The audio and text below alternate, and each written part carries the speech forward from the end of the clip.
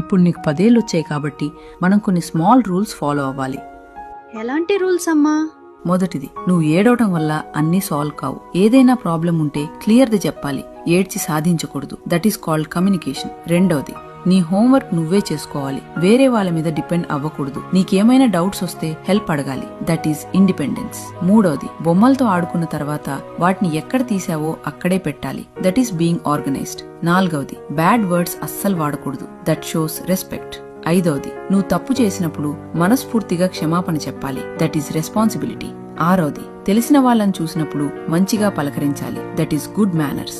ఏడవది, ఇంటి పనుల్లో అమ్మా నాన్నలకు ఇష్టంగా హెల్ప్ చేయాలి. That is sharing. ఎనిమిదవది, నీకు ఏదైనా అర్థం కాకపోయినా లేదా డౌట్ వచ్చినా మౌనంగా ఉండకుండా వెంటనే అడిగి తెలుసుకోవాలి. That is honesty. తొమ్మిదవది, కారణం లేకుండా కోప్పడ్డం, చిరాకు పడ్డం చెయ్యకూడదు. నీ ఇమోషన్స్ ని కంట్రోల్లో ఉంచుకోవాలి.